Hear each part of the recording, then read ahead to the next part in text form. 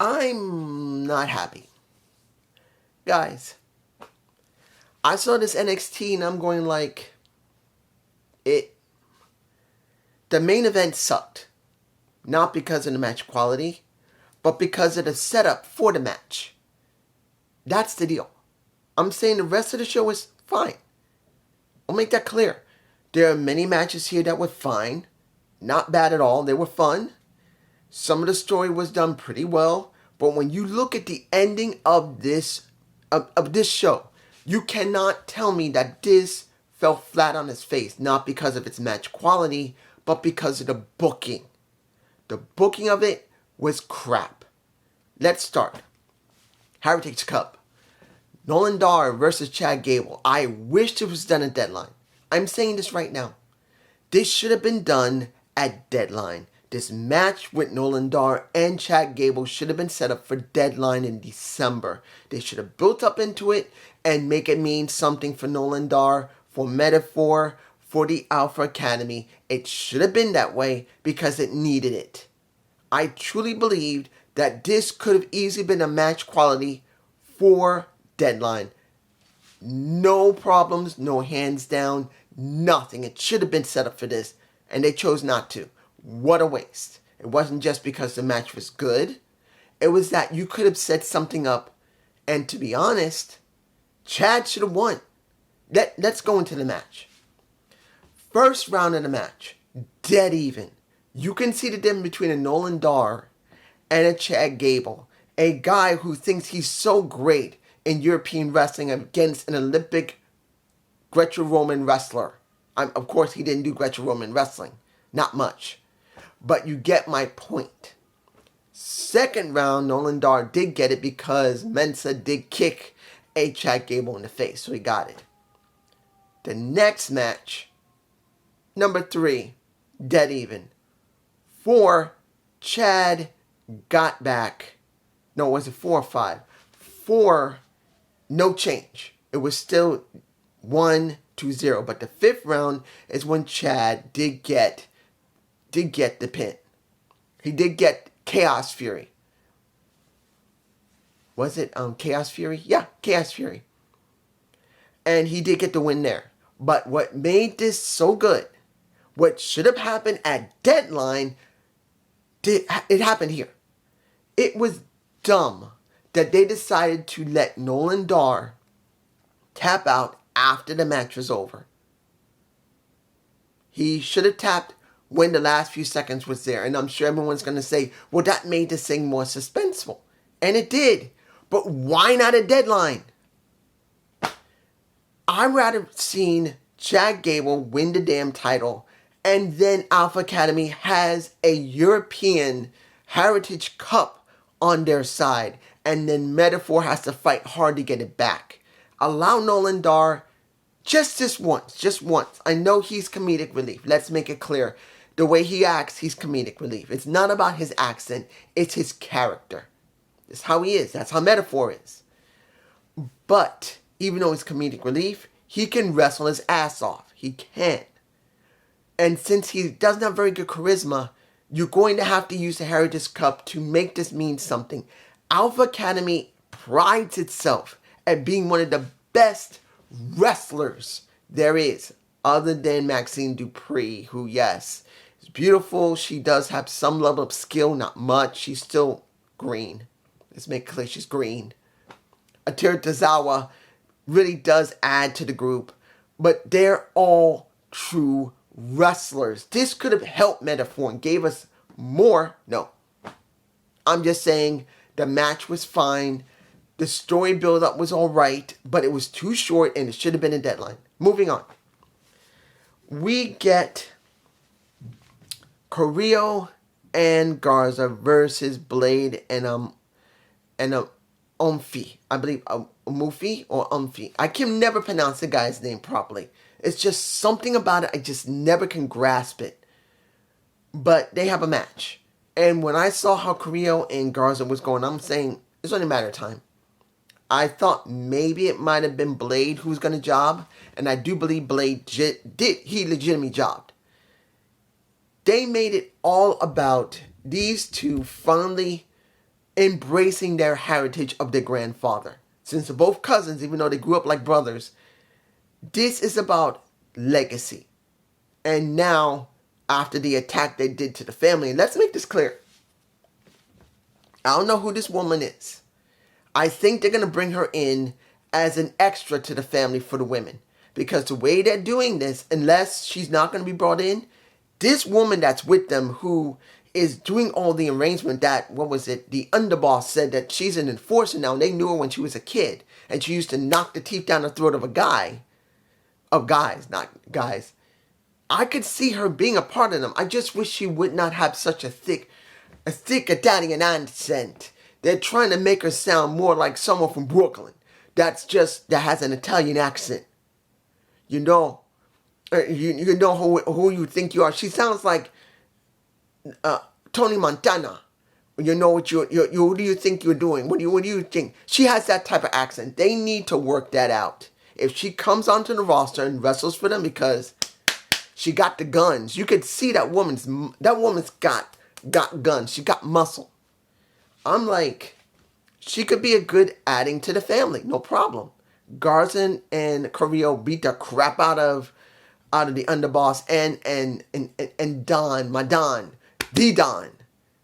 Not the Teflon Don, but you get my point. But pretty much they made it clear we're coming for those titles. I'm fine with this. They're doing hit and run attacks. Cool. I'm hoping they're setting this up for Deadline properly. Now, I don't remember. I know that it was... Tony did say that if they want a match, they got it. I just don't remember when the match is supposed to happen. Is it going to happen at Deadline or not? You guys can tell me below. I'm hoping it's going to be a Deadline.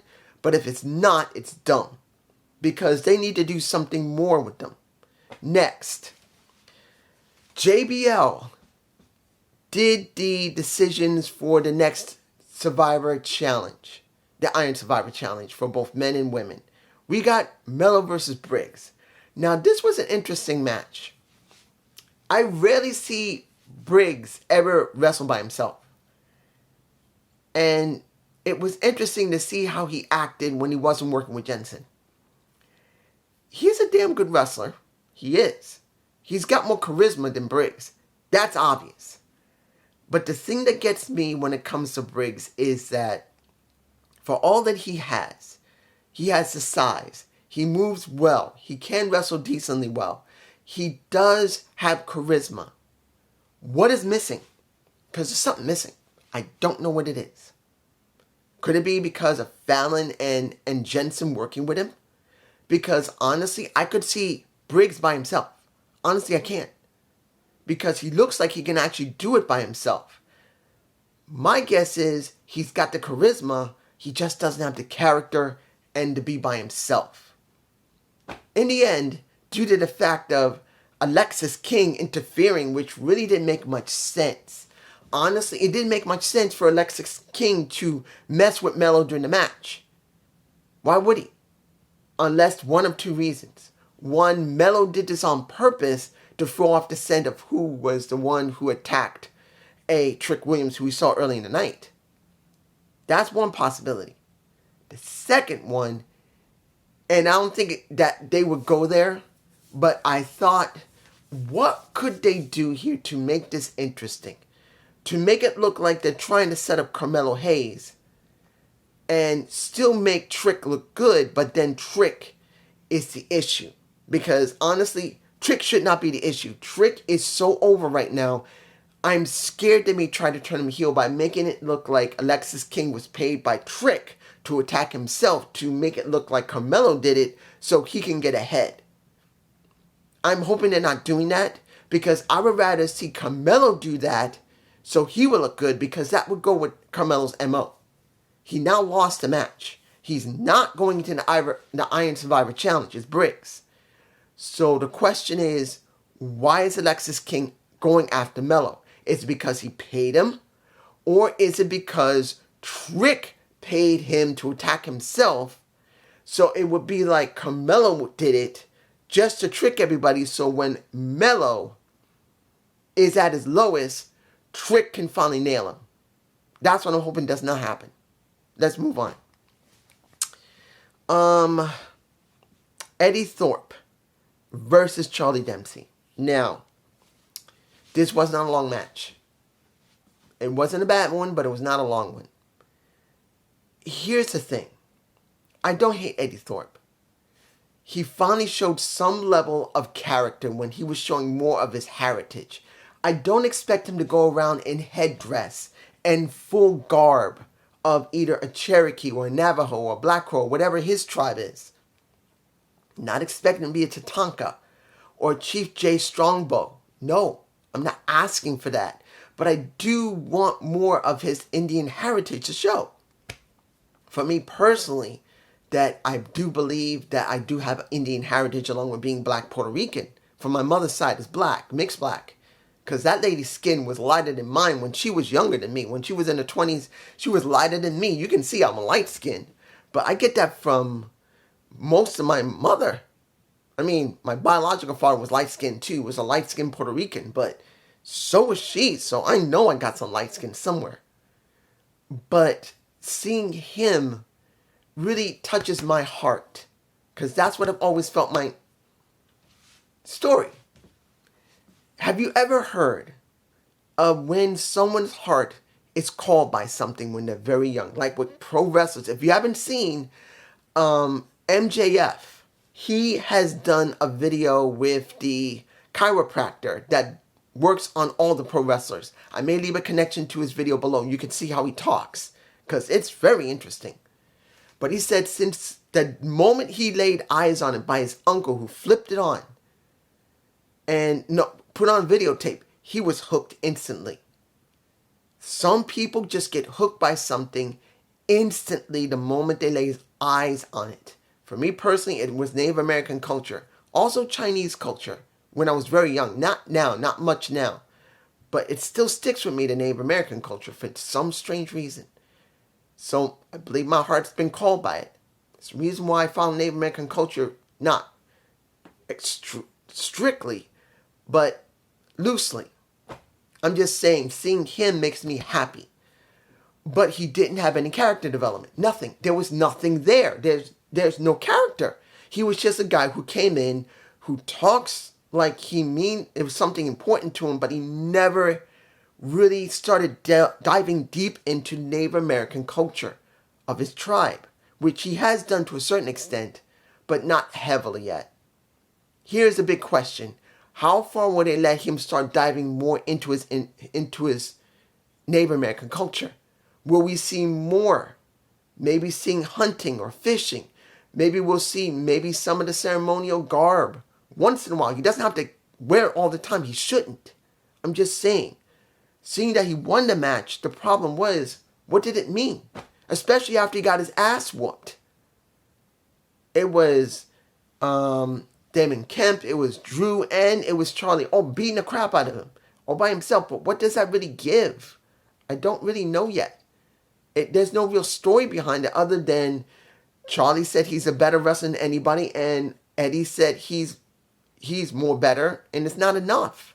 Because we just had that when it came to Nolan Dar and Chad Gable. We need something more with them. I'm just saying. Let me put it to you like this. The video package for Von Wagner. I'm not forgetting about when it comes to Dragunov and Baron Corbin. I'll talk about that in a moment. But when it came to Von Wagner going over to Stone's home, oh my gosh, it was stiff.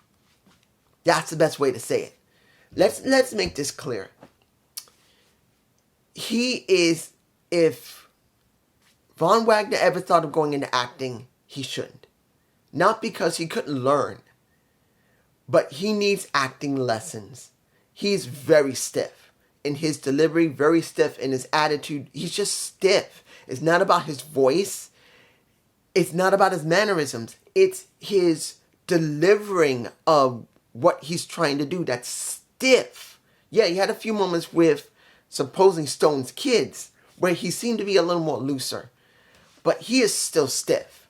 I think this was well outside his comfort zone. He was trying, but he was stiff. Was it funny seeing him and Stone's kids eating spaghetti and meatballs with little cut up hot dogs. Yeah, I mean, I used to eat those. There's nothing wrong with let's make. If you're from another country and you saw spaghetti and wieners, hot dogs, as we call them, you call them sausages or smaller, slender sausages. That has always been a staple in many homes in the United States. I'm sorry, no matter where you go, you're always going to find somewhere in one part of the country or another where they'll have spaghetti with hot dogs or sausages.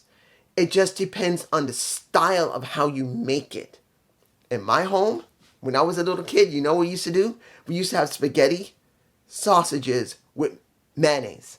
Yes, you're going to say, what? Ew, no, it was good. You should think about it yourself. Spaghetti, hot dogs, chopped up, with a little bit of mayo, put it on the side. Make sure you got enough marinara sauce or just ketchup, which is, what would you call it, tomato sauce for my European people. And just mix it a little bit, not a lot, because you can overdo it and it's going to taste terrible. Mix it a little bit. It tastes great. I grew up with that. Yes, I did. But seeing that was not bad. It wasn't a bad segment, but like I said, it was stiff. Now, let's go to what happened with the video package of Dragunov. And let me give it to you like this. Having Baron Corbin narrate it was the wisest thing to do.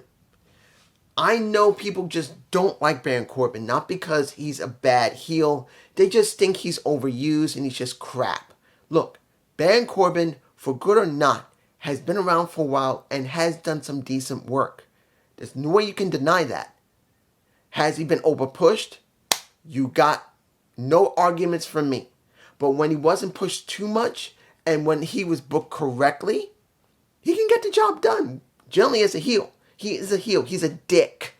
If you've seen Chris Van Vliet and his podcast talking with Baron Corbin, he doesn't have a problem being a dick because he knows he's better as a dick. He's better as pretty much a piece of garbage. That's just how good he's over. That's how good he is. And I'm telling you right now, as a narrator, it made perfect sense. Talking about Dragunov and the sacrifices he made living in America by himself, supposedly. I think his family is living in Germany. And they probably come back and forth, probably visiting him, that they would come back and forth, or he'll go over there.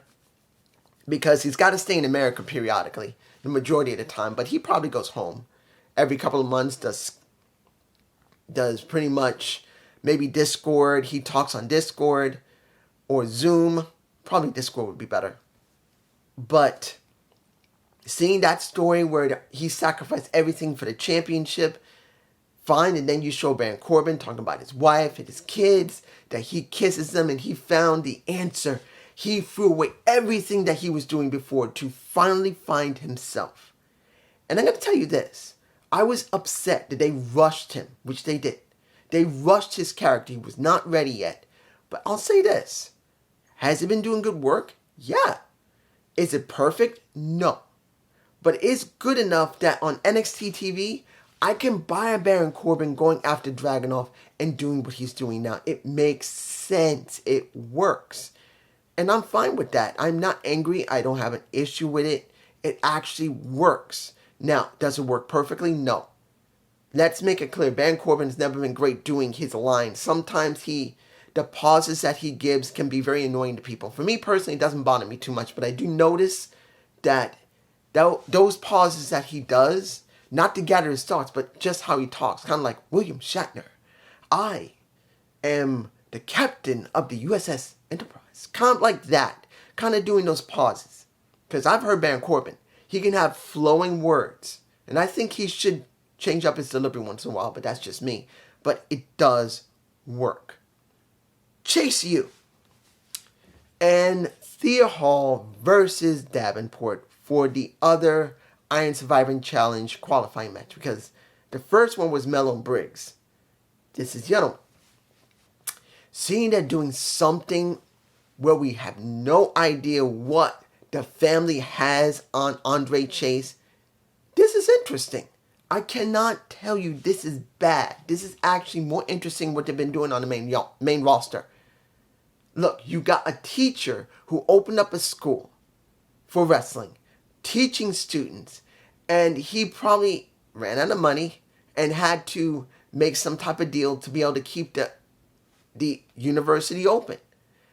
Do I believe it's corny? Yes, but sometimes corniness is not a bad thing. Look at the barbershop with Brutus the Barber Beefcake. When we had that, and we had the moment when Shawn Michaels and Marty Jannetty broke up the way they did, that was done in a barbershop. It was done in a situation where they were already showing signs of having problems, and the barbershop segment helped it. Chase U, yeah, it has some catalyst for stuff that's going to happen with Thea Hall, what's going on with, well, Duke Hudson isn't doing anything. He cares about his trophy and being the MVP. But now the question is, now that the students have left, what does Chase U have left? It's interesting. I'm not saying it's perfect, but let's be honest. What are they doing on the main roster? What are they doing in SmackDown? Raw, I can understand. Most of the work is on Raw. The majority of the work is on Raw now. What is SmackDown? There's no Roman Reigns. Look, I know Roman is not going to be at Survivor Series. We now know that the Viper is back. It's already been announced by Cody when they did it this Raw. I could have done a video, but I chose not to. I don't like doing reviews of Raw. Or I do SmackDown reviews, but I don't like doing reviews of Raw. Not unless SmackDown becomes so bad I stop and start doing Raw. But now that Randy Orton's going to come back and it's going to be in the, hopefully his back is all right, because he had a really bad back injury. And now after a year and a half being gone supposedly, hopefully his back's well enough that he can continue working for maybe a couple more years. Because if he's hurt, he's got to go back out. And this time, he's done. Let's just hope he'll be all right. But there's still no Roman Reigns. And yes, I know they talked about Jey Uso and when it came to Randy and how scared he was, which that's also a story, but it's on Raw. SmackDown has nothing. And when it comes to that, Judgment Day, other than Judgment Day, what do they got? What do they have? At least here, most of NXT is, you got a few good stories. Not perfect ones, like I've always said. Shawn Michaels is doing basic booking, 101. Not extravagant booking, basic. I'm not saying it's great, but this is what you get. Let's see. Anything else I'm forgetting here? Wesley. Let me give it to you like this. Wes getting a second shot at the North American title makes sense. Dom making it hard for him, saying that if you want, you're going to have to go for 3 more people before you get to me, and you got to win. That's understandable. But I thought this was going to be like 3 matches, not a fatal 4-way. It was announced that he's going to have a fatal 4-way. Who was it? I think he's going up against Carmelo Hayes. He's going up against, who else was the other one? I can't remember who else is a North American champion. Johnny Gargano. I can't remember the last one. I don't think it's Ciampa, but it could be. I don't know. Could be Gargano. It's going to be Carmelo Hayes and one other. I don't know who the other one is. I don't know. I don't remember. But it's going to be him versus those 3. So I feel like it's rushed because I know deadline's coming up. It is, because we're very close to it. But I thought there would be at least time. But it's just me. We have like 2 or 3 weeks left as far as I know. So I'm kind of surprised to rushing this. And finally, the last match, which, let's make this clear.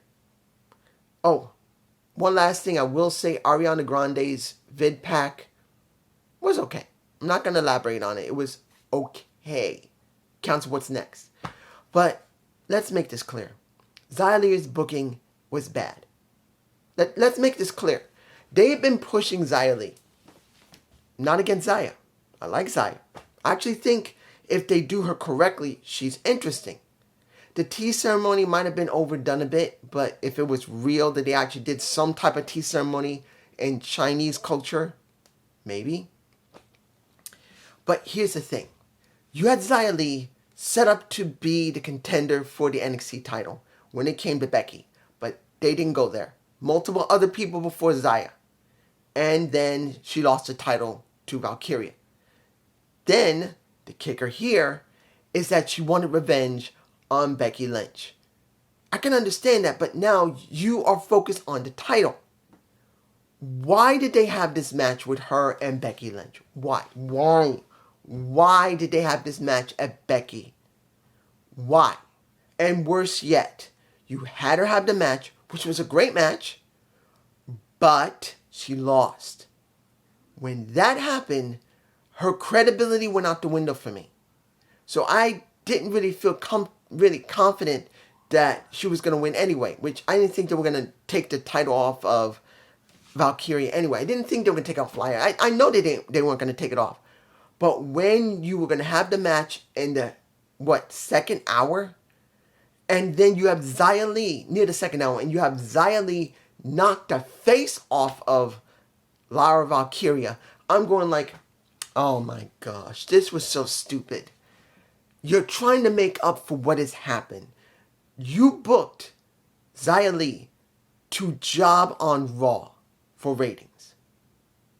So Becky Lynch will have something to do. That's what that was for. You did not need to have her fight Becky Lynch Monday. And better yet, if you're going to have this match, what is Lara Valkyria going to do at Deadline now? What? Who is she going up against? It would have been better to set this up for Deadline. No. They chose to let Xia Li job to Becky, and then to try and make up for that, which my guess is that Triple H or Vince or whoever's running Raw said, we need to get this over with when it comes to Becky and Xia, because Becky's going to be working War Games. We just got to get it over with. Instead of just leaving for after War Games, which might have been more wiser, and left it so after it's over, yeah, you could do something then between Xia and Becky. Because if you still had to have this match between her and Lara Valkyria, which she did lose, of course, and could still lose, you could go right back to Becky. Because she lost, she's angry, and she's going to take it on Becky because this all started because Becky couldn't get it done. You could have done that. No. You just wanted to end it before War Games, and then you gave us this match before Deadline, which I didn't buy any of it. I knew that she was going to win. Even worse, it not only felt telegraphed, it felt like a joke. It felt like they didn't even give a damn about Xia. Now, mind you, this was booking of a... Look, Shawn Michaels tried to fix this by letting Xia look strong before their match and made it look like she got her face taken off, so when they would go and have that match, there would be some type of handicap for Lara Valkyria. That would have made it easier. But Lara didn't sell it that much. She didn't. And she won. Clean. So where is Xia Li? Here. Not many people are going to care. I know JD's not going to give a damn against Xia Li. He doesn't care. I don't even know if just Alex doesn't care. But as someone who's been reviewing NXT, the new version 2.0, and this one being, 3.0 with Shawn Michaels directly running it, I'm telling you the way it is. This was crap. This was bad booking for Xia Li. It was bad enough she couldn't just wait until after War Games to pick up what happened with Becky and have the moment with Valkyria. At least then it would have looked good. No.